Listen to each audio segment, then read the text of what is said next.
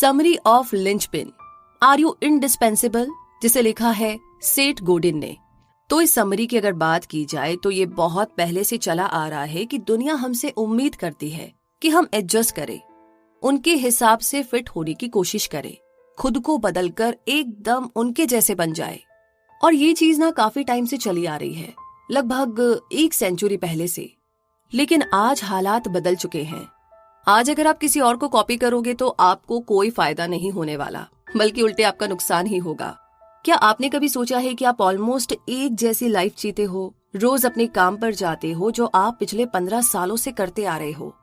अचानक एक दिन आपका बॉस आपके कैबिन के डोर पर नॉक करता है और बताता है कि आपको रिप्लेस किया जा रहा है क्योंकि उन्हें कम सैलरी में कोई और मिल गया है। तो अब आप क्या करेंगे? मुझे नहीं पता कि ऐसी सिचुएशन में आप कैसे रिएक्ट करेंगे, लेकिन मुझे यकीन है कि आप इस समरी के बारे में जानेंगे तो आपको खुद से पता करने की जरूरत नहीं पड़ेगी। आप ये भी सीख जाएंगे कि हमें मशीन का एक पार्ट बनकर नहीं रहना है जो कि इजीली रिप्लेस किया जा सकता है, बल्कि हमें खुद को ऐसी नीड बनाना है जो कि कोई पूरी ना कर सके। तो इस बहुत ही कमाल की लाइन के साथ इस जर्नी को शुरू करते हैं। फर्स्ट चैप्टर है the new world of work. आइए समझते हैं कि यहाँ पर हमें क्या करना है। तो सबसे पहला काम आपको करना होगा, खुद को एम्प्लॉयर की जगह रखकर देखो। अब एग्जाम्पल के लिए, आप क्यों किसी प्रोफेशनल बैग डिजाइनर को ज्यादा पैसे देकर हायर करना चाहोगे, जबकि आप 10 बैग डिजाइनर रख सकते हो जो कि उससे भी कम पैसे में आपको बढ़िया और फास्ट काम करके देंगे। 300 सालों से दुनिया इसी ट्रेंड पर चल रही थी और एम्प्लॉयर का इसमें फायदा ही फायदा था। पर अब नए जमाने में ऐसे काम नहीं होता। जैसे कि हेक्टर हर रोज सुबह 6 बजे उठ जाता है, फिर अपनी गली के कॉर्नर पर जाकर इंतजार करता है। हेक्टर एक कंस्ट्रक्शन वर्कर है, वो रोज बाकी 6 और लोगों के साथ जो कि उसी की तरह कंस्ट्रक्शन का काम करते हैं, वहां से गुजरने वाले ट्रक का इंतजार करता है जो कि उन्हें लेकर जाए।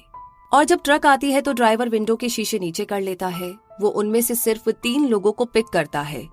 उसकी कोई फिक्स चॉइस नहीं है, उसे जो भी सस्ता चीप वर्कर लगता है उसे वो अपने साथ ले जाता है। उसके लिए वो सब एक जैसे हैं। तो यहाँ पर आप चाहे मानो या ना मानो, आप भी हेक्टर जैसे हो।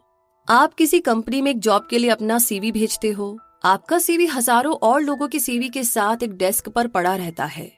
अब क्योंकि आप में और उन लोगों में कोई फर्क नहीं है तो अक्सर वो जॉब आपको नहीं मिलती। लेकिन ऐसा क्यों होता है? क्योंकि आप उन लोगों जैसे ही हो। आप में ऐसी कोई यूनिक बात नहीं है कि एम्प्लॉयर आपको कंसीडर करे, क्योंकि आप डिफरेंट यानी कि अलग नहीं हो। तो लॉ ऑफ मैकेनिकल तुर्क कहता है कि अगर किसी प्रोजेक्ट को छोटे और प्रिडिक्टेबल पीसेस में तोड़ा जाए तो उसे ऑलमोस्ट फ्री में किया जा सकता है। अब जरा castingwords.com को ही आप ले लीजिए। ये वेबसाइट वॉइस रिकॉर्डिंग्स या इंटरव्यूज को रिटेन फॉर्म में ट्रांसफॉर्म कर देती है। अब आप पूछेंगे कि ये वेबसाइट काम कैसे करती है? तो दरअसल ये वॉइस रिकॉर्डिंग्स को कई पीसेस में ब्रेक करती है और फिर उन पीसेस को कई सारे एम्प्लॉयज में डिवाइड कर देती है। हर एम्प्लॉय अपना हिस्सा ट्रांसक्राइब करता है और फिर सारे पार्ट्स कनेक्ट करके फाइनल प्रोडक्ट तैयार होता है। तो कास्टिंग वर्ड्स हर एम्प्लॉय को कितना पे करता होगा? तो हम आपको बता दें कि 1 मिनट ट्रांसक्राइब का रेट 19 सेंट्स है। अब आप इसे हर मिनट के $2 के हिसाब से कंपेयर करो तो जो कि प्रोफेशनल का रेट है, ये फिर भी आपको काफी सस्ता पड़ेगा। और यहाँ पर लॉ ऑफ मैकेनिकल तुर्क अप्लाई होता है तो क्लाइंट को हर प्रोजेक्ट पर $80 खर्च करने के बजाय सिर्फ $15 खर्च करने पड़ते हैं। और इससे भी बुरा है कि ज्यादातर बॉस एम्प्लॉयज को नेक्स्ट मैकेनिकल तुर्क देखना चाहते हैं। तो क्या आप ऐसा चाहेंगे? आज की दुनिया में उन लोगों की कोई जगह नहीं है जो सिर्फ मशीन की तरह काम करे। तो ये प्रॉब्लम सॉल्व कैसे होगी? सिंपल सी बात है, आपको लिंचपिन बनना होगा। लिंचपिन आर्टिस्ट होते हैं, वो किसी मशीन की तरह तो बिल्कुल भी काम नहीं करते। उन्हें रूल्स यानी कि नियमों के अंदर काम करना एकदम पसंद नहीं है। और सबसे बड़ी चीज, लिंचपिन का कोई ऑल्टरनेट नहीं होता। जैसे कि जेम्स एक फैक्ट्री का मालिक है जहां पर सस्ते कपड़े बनते हैं। अपने वर्कर्स का इंटरव्यू लेते टाइम उसे रियलाइज हुआ कि उसके पास 3 चॉइस है। या तो वो एक परफेक्ट वर्कर हायर करे जो उसे हर घंटे के हिसाब से $30 कमा कर दे, या फिर वो एक गुड वर्कर रखे यानी कि एक अच्छा वर्कर जो कि $25 कमा कर दे, या फिर वो एक एवरेज वर्कर हायर करे जो कि घंटे के सिर्फ $20 की कमाई करके दे। पर यहाँ पर प्रॉब्लम ये है कि जेम्स को नहीं पता कि परफेक्ट वर्कर कौन है और एवरेज कौन है। जब तक कि वो वर्कर्स को हायर नहीं कर लेता और उन्हें काम नहीं देता। इसीलिए उसे शुरुआत में सबको एक सेट प्राइस देना पड़ेगा। आपको क्या लगता है जेम्स कितना पे करेगा? जाहिर है कि वो $20 1 घंटे के हिसाब से पे करेगा। तो जेम्स ने सारे वर्कर्स को सेम अमाउंट पे किया ताकि list amount of profit compensate हो सके, यानी परफेक्ट वर्कर्स जितना डिजर्व करते थे उससे कम पैसा ले रहे थे। और कड़वी सच्चाई ये है कि परफेक्ट वर्कर्स जल्दी ही काम छोड़कर चले जाएंगे। तो इस तरीके से परफेक्ट वर्कर्स को एक मशीन के पार्ट की तरह ट्रीट करके उन्हें मिसयूज किया जाता है।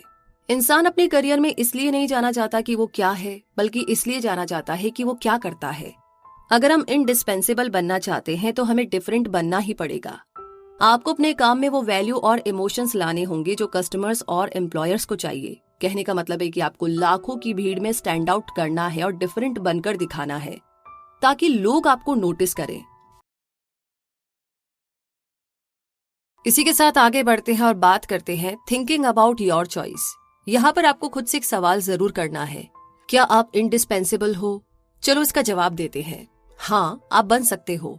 और आपको बता दें कि कई और लोग भी हैं जो इंडिस्पेंसेबल है। और ये जानना भी जरूरी है कि वो सब लोग किसी सुपर पावर के साथ पैदा नहीं हुए हैं कि जो उन्हें इंडिस्पेंसेबल बनाए, बल्कि उन्होंने इसके लिए काफी मेहनत की है। ये लोग डिस्पेंसेबल लोगों की इस दुनिया में अपनी मेहनत से इंडिस्पेंसेबल बने हैं। आपके पास 2 चॉइस है, या तो आप ये सोचिए कि लाइफ में सक्सेसफुल होने के लिए किसी को तो हारना ही होगा, या फिर आप वो इंसान बन सकते हो जो हमेशा विन विन सिचुएशन के बारे में सोचे। जैसे कि किम बेरी प्रोग्राम्स गिल्ड के लीडर है, वो कांग्रेस को प्रेशर करते रहे थे कि फॉरेन टैलेंटेड कंप्यूटर प्रोग्रामर्स को H1B वीजा लिमिट नंबर में दिए जाए। किम लाइफ को विन लूज सिचुएशन में लेते हैं। उन्हें लगता है कि हर फॉरेनर जो प्रोग्रामर्स के तौर पर यूएस में काम करता है उसकी वजह से अमेरिकन्स के चांसेस कम हो जाते हैं। पर हम लाइफ को विन विन सिचुएशन की तरह क्यों नहीं ले सकते? क्यों नहीं हम मार्केट को अनलिमिटेड और एक्सपेंडेबल की तरह देखते हैं?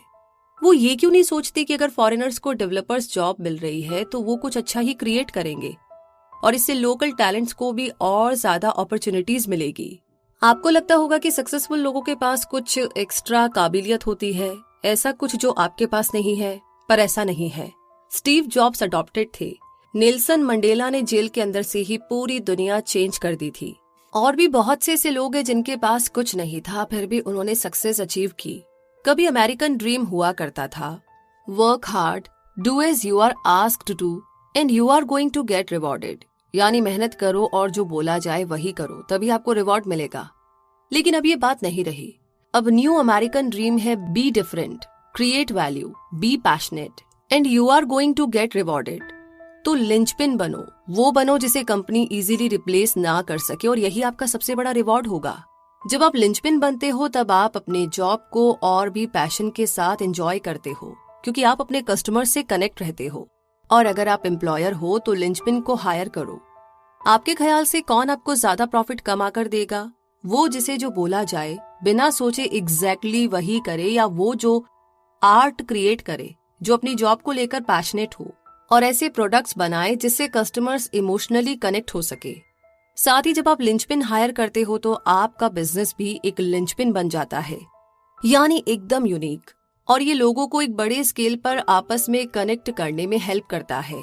लिंचपिन एम्प्लॉयज वैल्यू क्रिएट करते हैं, जितना उन्हें पे किया जाता है वो उससे ज्यादा प्रोड्यूस करते हैं।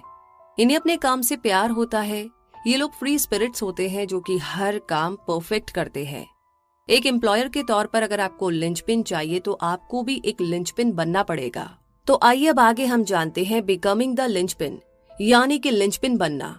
लिंचपिन हर ऑर्गेनाइजेशन की नीड है। ये ऑर्गेनाइजेशन को जोड़कर रखते हैं और इनके बिना कंपनी आगे नहीं बढ़ सकती। आप अपनी जॉब में जितना ज्यादा वैल्यू क्रिएट करोगे उतना ही कम टाइम आपको जॉब में स्पेंड करना पड़ेगा।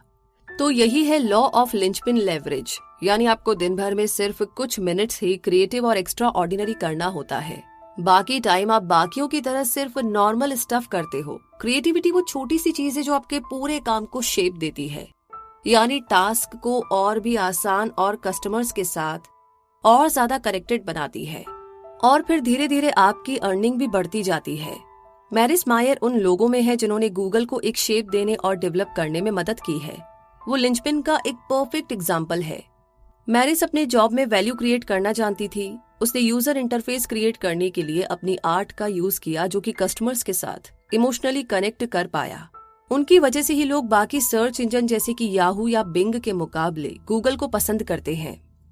हालांकि बाकी सर्च इंजन भी सेम सर्च रिजल्ट प्रोवाइड करते हैं।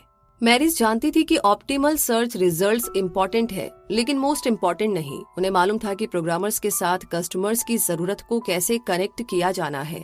धीरे धीरे उन्होंने एक यूजर इंटरफेस क्रिएट किया जो कि आज वर्ल्ड में सबसे बेस्ट है। मान लीजिए आपका एक रेस्टोरेंट है जहां 4 वेटर्स काम करते हैं। उनमें से 3 अपना काम परफेक्ट करते हैं जबकि चौथा ठीक ठाक काम करता है। हालांकि चौथा वेटर डेली की प्रॉब्लम्स हैंडल करना जानता है, तो अगर किसी दिन उन एम्प्लॉयज को निकालने की नौबत आ जाए तो आप किसको निकालोगे और किसको रखोगे? जाहिर है कि आप प्रॉब्लम सॉल्वर को तो बिल्कुल भी नहीं निकालोगे। प्रॉब्लम सॉल्व करना किसी की भी जॉब का एक पार्ट है और ये चीज ना तो सिखाई जा सकती है और ना ही एक्सप्लेन की जा सकती है, क्योंकि ये चीज एक्सपीरियंस से आती है।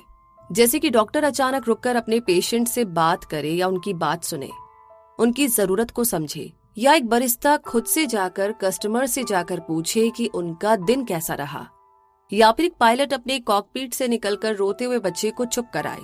आपका एक छोटा सा स्वीट जेस्चर भी आपके बारे में लोगों की राय बदल सकता है। ये आपको एक लिंचपिन बना सकता है। इसीलिए अपने काम से वक्त निकालकर लोगों की बात सुने, उनकी केयर करे, उनकी जरूरतों का ध्यान रखे। इसमें आपका क्या जाएगा? अगर आप कुछ पल रुककर लोगों से इमोशनली कनेक्ट कर सको और उन्हें इम्पोर्टेंट फील करा सको।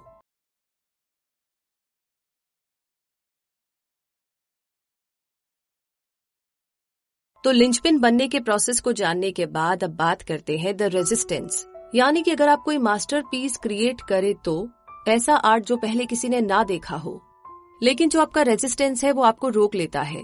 लेकिन इसका फायदा क्या हुआ? कुछ भी नहीं। इसीलिए क्रिएटिंग की तरह शिपिंग भी इम्पोर्टेंट है।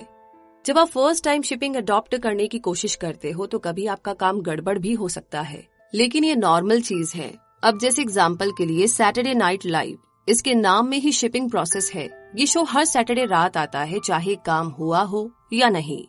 अगर ऑनेस्टली बोले तो कभी कभी ये शो बेहद खराब होता है, पर वो लोग इसे रोकते नहीं है। शो चलता रहता है और फिर नेक्स्ट सैटरडे ऑडियंस को काफी बढ़िया परफॉर्मेंस मिलती है। इसीलिए आप जो भी करो उसकी शिपिंग करते रहो।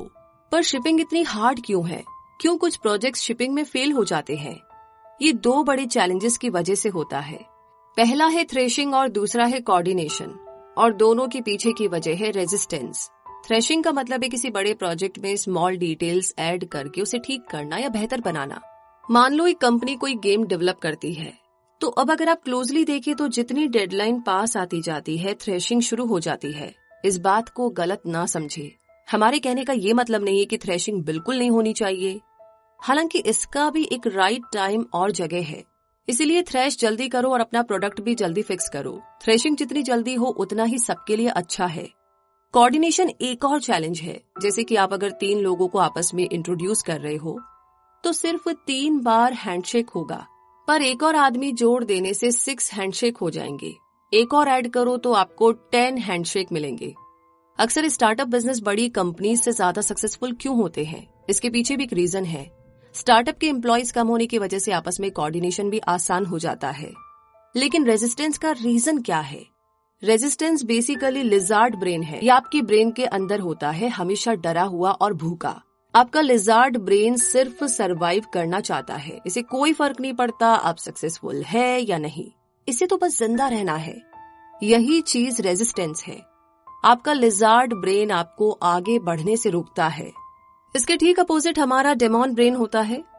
लैटिन में डेमोन का मतलब है जीनियस। हम सबके अंदर एक जीनियस है जो हमेशा रेजिस्टेंस से लड़ता है। आप सक्सेसफुल होंगे या नहीं ये डिपेंड करता है कि आपके अंदर कौन जीतेगा, आपका लिजार्ड ब्रेन या इनर डेमोन। लेकिन इस लिजार्ड ब्रेन से छुटकारा कैसे पाए, इसे कैसे बीट किया जाए? काफी सिंपल है। अपनी डेडलाइंस को लिख लीजिए एक बड़े पेपर पर, दीवार पर टांग दीजिए। ये फर्स्ट और मोस्ट इम्पॉर्टेंट स्टेप है। फिर चाहे जो भी हो उस दिन आप जरूर शिपिंग करोगे, चाहे आपने काम फिनिश किया हो या नहीं। सेकेंड स्टेप आता है कि हर सिंगल आइडिया जो आपको आ रहा है उसे लिख लीजिए, चाहे पोस्ट कार्ड पर लिखो या स्मॉल नोट्स में, पर जो भी माइंड में आए उसे लिख लो। लोगों की हेल्प करो और जरूरत पड़े तो आप उनकी भी मदद ले सकते हैं। अगला स्टेप आता है थ्रेश। आज और अभी थ्रेश करो, डेडलाइन का इंतजार ना करो। हालांकि ये मुश्किल होगा क्योंकि आपके लिजार्ड ब्रेन के लिए एक चैलेंज है। डेडलाइन अभी दूर है और लिजार्ड ब्रेन को अभी कुछ भी करने का मूड नहीं है। लिजार्ड ब्रेन को कंट्रोल में करने के लिए जो कुछ भी माइंड में आता है उसे कार्ड्स में लिख लीजिए और अपने कलीग्स को भी लिखने को बोलो। फिर उन सारे कार्ड्स को एक डेटाबेस जैसे कि फाइल मेकर प्रो में ऑर्गेनाइज कीजिए और अपने पार्टनर्स को क्लियरली एक्सप्लेन कीजिए कि ये थ्रैश करने का आपका आखिरी चांस है और बेशक डेडलाइन अभी दूर है पर ये उनका लास्ट चांस होगा आइडियाज के बारे में सोचने का। फिर ये आउटलाइन सिर्फ अपने बॉस के पास लेकर जाओ, इसे सिर्फ उस इंसान के पास ले जाओ जो ये डिसाइड करेगा कि फाइनल प्रोडक्ट कैसा होना चाहिए। बॉस से पूछो कि क्या उसे आउटलाइन ठीक लगी है और अगर नहीं तो उन्हें क्या चेंजेस चाहिए। लास्ट में उनसे ये सवाल पूछो, एक बार आप डिलीवरी कर लो तो उन्हें और क्या चाहिए, क्या वो अब शिप करेंगे। अगर वो रिफ्यूज करे तो मत सुनो, अगर वो बोले कि हम फाइनल प्रोडक्ट देखने के बाद ही डिसाइड करेंगे तो एक्सेप्ट मत करो। उन्हें बताओ कि वो आपको अभी हाँ या ना में जवाब दे। तो फाइनली अपना प्रोडक्ट थ्रैश फ्री बिल्ड करो और राइट टाइम पर शिप कर दो, क्योंकि लिंचपिन्स भी यही करते हैं।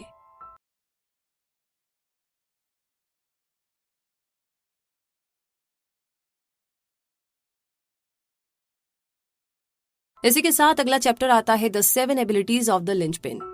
सबसे पहले तो अपनी ऑर्गेनाइजेशन में एक स्ट्रॉन्ग कनेक्शन बनाइए। लिंचपिन कंपनीज को ऐसे लोग नहीं चाहिए जो सिर्फ पैसे के लिए काम करें, उन्हें ऐसे वर्कर्स चाहिए जिनके पास जॉब करने का एक राइट रीजन हो। इसका एक बहुत बड़ा एग्जाम्पल है ज़ेपोस शू कंपनी। कंपनी में जॉब छोड़ने वाले एम्प्लॉय को $2000 का ऑफर दिया जाता है। इसके पीछे ज़ेपोस का मकसद यही है कि उनके वर्कर्स राइट रीजन के लिए काम करें, ना कि पैसे के लिए।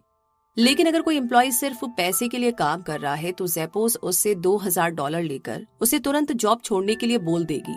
ज़ेपोस अपने एम्प्लॉयज को क्रिएटिव देखना चाहती है, उन्हें लिंचपिन बनाना चाहती है। सेकंड है डिलीवर यूनिक क्रिएटिविटी। अपनी यूनिक क्रिएटिविटी को डिलीवर करो। यूनिक क्रिएटिविटी का कोई एंड नहीं है। आप हमेशा कुछ ना कुछ ऐसा कर सकते हो जो पहले किसी ने ना किया हो, जो एकदम यूनिक हो। पर याद रखो, जो भी करो उसे टाइम से डिलीवर करो। अपनी यूनिकनेस और क्रिएटिविटी को डिलीवर करना ना भूलें। तीसरा है किसी भी सिचुएशन को मैनेज करना या कॉम्प्लेक्स इश्यूज को हैंडल कर पाना। अगर प्रॉब्लम सॉल्विंग का कोई मैनुअल होता तो शायद हमारी जिंदगी में कभी भी प्रॉब्लम नहीं आती। इसीलिए तो हर ऑर्गेनाइजेशन के लिए लिंचपिन बहुत ज्यादा इम्पोर्टेंट है। एक लिंचपिन बनने के लिए आपको हर प्रॉब्लम हैंडल करनी होगी, ऐसी प्रॉब्लम्स भी जो अनएक्सपेक्टेड होती है। चौथा आता है लीड कस्टमर्स, यानी कि कस्टमर्स को लीड करो। अपने कस्टमर्स के साथ इमोशनली कनेक्ट रहो और उनकी जरूरत को लेकर के फ्लेक्सिबल बनो। अपने हर कस्टमर को एक यूनिक एक्सपीरियंस दीजिए जो कि डायरेक्ट उनके इमोशंस को टच करे। पांचवा आता है इंस्पायर योर स्टाफ। तो यहाँ पर आपको अपने स्टाफ को इंस्पायर करना है। डर दिखा के काम नहीं कराया जा सकता। आप अपने एम्प्लॉयज को ये कहकर नहीं डरा सकते कि क्रिएटिव बनो वरना तुम्हें निकाल दिया जाएगा। डराने का तरीका कभी काम नहीं करता। आपको उन्हें इंस्पायर करना होगा और इसके लिए आप उन्हें अपना असली टैलेंट शो करने का मौका दो। उन्हें लगना चाहिए कि उनका काम मैटर करता है और सिर्फ आप ही उन्हें ये चीज फील करा सकते हो। सोचिएगा इस बारे में। और आगे नंबर 6 पर है प्रोवाइड डीप डोमेन नॉलेज। आपके पास चाहे कितनी ही नॉलेज क्यों ना हो, जरूरी नहीं कि इससे आपको लिंचपिन बनने में हेल्प मिले, क्योंकि हमारे पास चाहे कितनी भी नॉलेज क्यों ना हो फिर भी ऐसा बहुत कुछ है जो हमें मालूम नहीं होगा। वैसे भी आजकल इंटरनेट से हर नॉलेज मिल जाती है, इसीलिए नॉलेज के साथ हमारे अंदर स्मार्ट डिसीजन लेने की एबिलिटी भी होनी चाहिए। सातवां है हैव अ यूनिक टैलेंट, यानी कि आपके अंदर कोई ना कोई यूनिक टैलेंट होना चाहिए। कभी आपने सोचा ही कि आपके पास क्या यूनिक है? ऐसा क्या है जो आपकी सुपर पावर बन सकता है? अगर नहीं पता तो डिस्कवर कीजिए। हम यहाँ पर एवरेज पावर्स की बात नहीं कर रहे हैं, जैसे ऑर्डर्स या रूल्स फॉलो करने की एबिलिटी, बल्कि हम यहाँ पर उन स्किल्स की बात कर रहे हैं जो आपको औरों से हटकर बनाती है। एक ऐसी क्वालिटी जो सिर्फ आपके अंदर हो। और जब आप ऐसी कोई क्वालिटी अपने अंदर डेवलप करोगे तो आपको रिप्लेस करना मुश्किल होगा, क्योंकि आप जैसा कोई और होगा ही नहीं। हम आपको एक बात और याद दिला दे कि हर कोई यूनिक टैलेंट के साथ नहीं पैदा होता, पर हम अपना टैलेंट डेवलप कर सकते हैं। इसे हम अचीवमेंट बोल सकते हैं। लिंचपिन सुपर पावर्स के बारे में जानते हैं और अपने अंदर सुपर पावर डेवलप करने के लिए पूरी मेहनत भी करते हैं। और लिंचपिन और नॉर्मल लोगों के बीच में यही सबसे बड़ा फर्क है। अपनी उन क्वालिटीज पर मेहनत करो जो आपको लिंचपिन बनाती है, उन्हें डेवलप करो। और भी बेहतर और यूनिक बनने की कोशिश करो।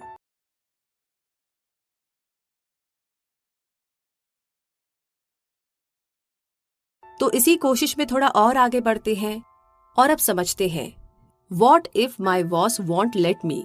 यानी कि इसमें दो सिचुएशन होती है। पहली तो ये कि आप उस जगह पे हो जहां आपका बॉस आपको लिंचपिन नहीं बनने देगा, वो आपको क्रिएटिव बनने का चांस नहीं देगा, बल्कि आपसे वही करवाएगा जो वो चाहता है। यानी वो सिर्फ आपको ऑर्डर्स देगा जो कि आपको फॉलो करने हैं। लेकिन ऐसी पोजीशन में आप अपना टाइम क्यों खराब कर रहे हैं? क्या आपको सीखने का और ग्रो करने का मौका मिल रहा है? अगर नहीं तो डेफिनेटली आप इस जॉब में कभी खुश नहीं रहेंगे। आप ये पोजीशंस डिजर्व ही नहीं करते, इसीलिए ऐसी जॉब को छोड़ना ही बेहतर होगा।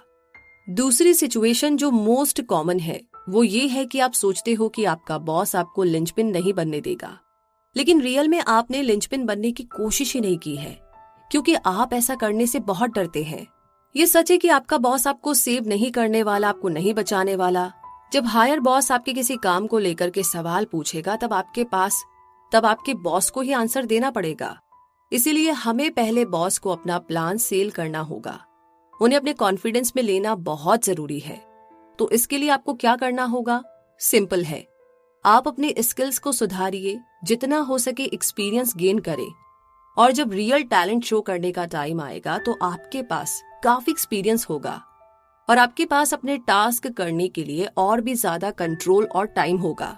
इसलिए ये कभी मत पूछो कि कंपनी आपके लिए क्या करेगी, बल्कि ये सोचिए कि आप किस तरीके से कंपनी के लिए एक वैल्यूएबल एसेट बन सकते हो। और इसी के साथ हम पहुंच गए हैं समरी के कंक्लूजन तक। तो मुद्दा मामला एकदम सिंपल है। आज के वर्क प्लेस की सिचुएशन को देखते हुए लिंचपिन होना बहुत जरूरी है। आज के टाइम में ऐसे लोगों की कोई जगह नहीं है जो सिर्फ ऑर्डर्स को फॉलो करे। आपको सरवाइव करने के लिए लिंचपिन बनना ही होगा। अगर आप इंडिस्पेंसेबल नहीं हो तो ऐसा भी हो सकता है कि एक दिन आप उठो और आपको पता चले कि आपको रिप्लेस कर दिया गया है। कंपनी ने किसी ऐसे बंदे को रख लिया है जो आपसे कम सैलरी ले रहा है, और यकीन मानिए ऐसा करने में आपके बॉस को कोई प्रॉब्लम नहीं होगी। वहीं दूसरी तरफ अगर आप लिंचपिन है तो अपनी कंपनी के लिए आप एक वैल्यूएबल एसेट है। आपकी जगह किसी और को दे देना इतना आसान नहीं होगा, क्योंकि आप उन गिने चुने लोगों में से हो जिन पर कंपनी टिकी हुई है। तो इस समरी के हिसाब से एक लिजार्ड ब्रेन होता है और हम सबके अंदर एक डेमॉन मौजूद है। ये लिजार्ड ब्रेन किसी भी तरह सरवाइव करना चाहता है, अब चाहे सक्सेसफुल हो या ना हो, इसे फर्क नहीं पड़ता। लिजार्ड ब्रेन रिस्क लेने से डरता है और यही इसकी सबसे बड़ी कमजोरी है। दूसरी तरफ हमारे अंदर का डेमन हमें प्रोवोक करता है, ये हमें रिस्क लेने के लिए एनकरेज करता है ताकि हम इंडिस्पेंसेबल बन सके। अब आप डिसाइड कीजिए कि जीत किसकी होगी, आपके लिजार्ड ब्रेन की या आपके अंदर के डेमन की।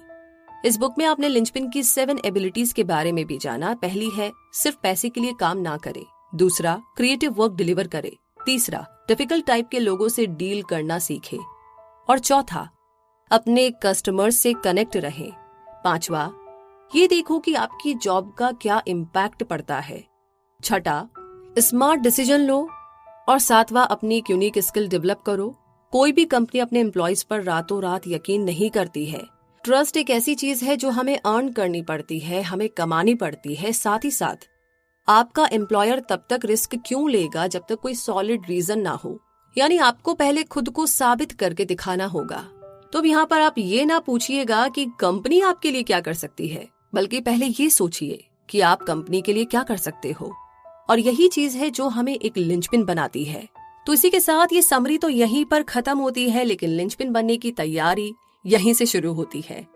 वैसे ये समरी आपको कैसी लगी और लिंचपिन के बारे में आपके क्या ख्याल है? क्या वाकई में आप ऐसा कर सकते हैं? ज्यादा डिफिकल्ट है? इतना भी नहीं है? जो भी आपके आइडियाज है, जो भी आप कहना चाहते हैं, प्लीज शेयर करें। साथ ही साथ आगे किस बारे में जानना चाहते हैं वो भी बता दीजिए, और अपना ढेर सारा प्यार गूगल प्ले में रिव्यूज देकर के आप देते रहिए।